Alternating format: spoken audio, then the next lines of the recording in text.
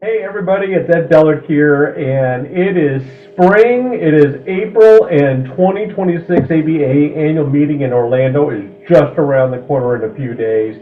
This is going to be a meeting to reconnect with colleagues and friends, to meet new ones, but it's also a time to reflect on how far we have come over the last 12 months and the momentum we as an organization and as a community of burn professionals are building together as we look ahead. I want to kind of inform you very briefly that, as I was preparing for the Board of Trustees meeting, we always look at some key indicators, and what really stood out, for me personally was reflected in part the membership growth that I've been seeing, the financial stability and growth and stewardship that is going into the organization.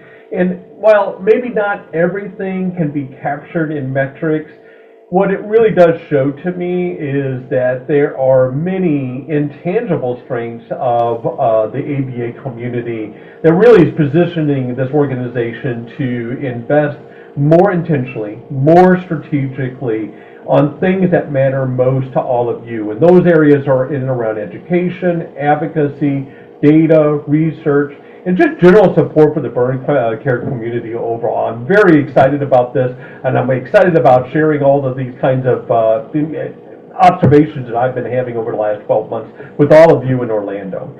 I did have a chance to talk with Dr. Carter and reflecting over his presidential year. Take a listen in on that if you have a few minutes. The other things that I will highlight is that we've been really working hard on our advocacy efforts and creating kind of a North Star guide, for where we're heading into the future. Re-engaging the governance committee. We're preparing a new firm in Washington, D.C. to be a strategic partner in where ABA wants to position ourselves going forward.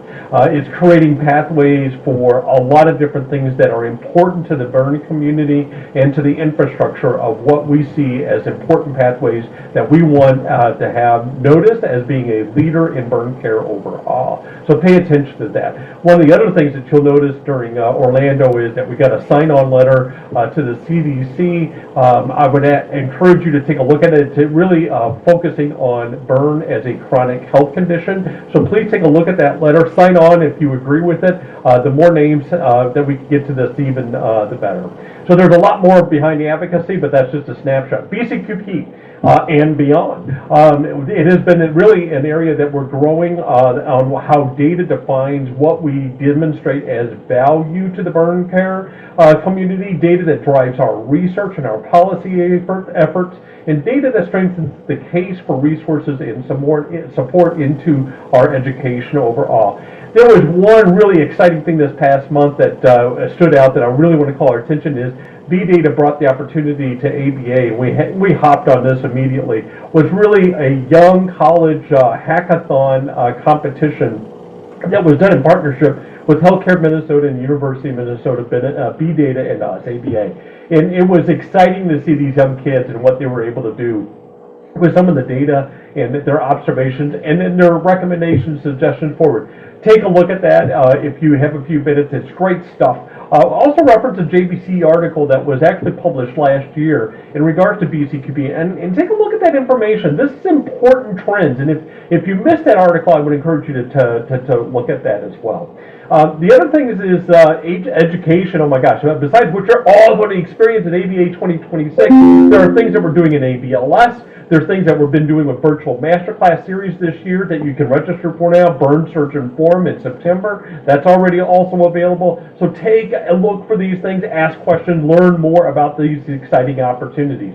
JBCR, also growing and expanding. If you've been noticing the new front cover, but now this month, the March-April issue with the select abstracts and articles that are in there from the annual meeting, take a look at that. It's showing the innovation and practices of all of you, of what you're able to do. And you'll be able to learn more about these things at the sessions at ABA 2026. Reimbursement, protecting really the future of burn care. This is always, to some, might be looked upon as, oh, this is such dry material, but it's actually exciting material. It's advancing and being more proactive and strategic about where coding and reimbursement is for the long-term sustainability of burn care, and it's dependent upon the work that many, many people are invested in doing this. And I am so grateful and thankful for the physicians and other multi-professional individuals in here, from nursing to therapists, that are really participating hard in regards to making this an effort that really optimizes the reimbursement for burn units, because this is important for all of you when you're sitting down and having to deal with budgets every single year, or justify an expense, justify what you're doing in your burn unit. This is where this comes into play. It is putting burn care appropriately being valued within the healthcare system. It makes burn centers remain financially sustainable, and it creates innovation in care delivery that continues to advance the care that you all want to be able to provide. So pay attention to what's going on here. There's a lot of work that's happening, and it's exciting to me, clearly. So the other thing is that, I've talked a little bit in past posts about strengthening the organization with the staff, and we really have created kind of 4 distinct divisions: Division of Education and Scientific Affairs, Burn Care Quality and Partnerships, Governance and Strategy, and in Operation Finance and Member Engagement. Take a look at the org chart that I've kind of provided here to kind of help everybody understand how we're trying to realign to meet and be able to meet the demands in regards to the strategic plan that the board has laid out, and so that we can help committees and everybody grow with the organization overall. So investing into the future of ABA, it's important not only just from what I've just described, but we're also, during ABA 2026, really doing a feasibility study on taking a look at what could we potentially do in the future for fundraising. We're looking at the possibility of a multi-million-dollar campaign and how that might be able to be a springboard for creating a foundation model for ABA, and then taking a look at how that vehicle can support strategic operational initiatives. So more to come on that, but just to let you know that this is work that is happening. The annual meeting itself, 2026, oh my gosh, at the time that I'm bringing this to you, we're on a track for a record-breaking meeting. I don't know if that's what it's going to end up being, but it's exciting to me to see this on that trend in comparison to this time out in comparison to other prior meetings overall. I've been talking a little bit about the ABA bell and how powerful of a symbol that is reflected in the burn community, and we'll be unveiling that at ABA 2026 for you to understand what we're trying to do and what that means to all of us and to all of you.